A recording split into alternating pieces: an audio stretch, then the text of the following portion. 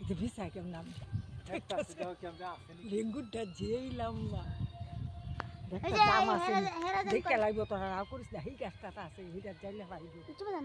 এক দুইটা খাও খিদা লাগবে এই যে বইছে আগের মতো বইছে কেমনে বয় এত চিকন ডালটার মধ্যে বয় কেমনে দে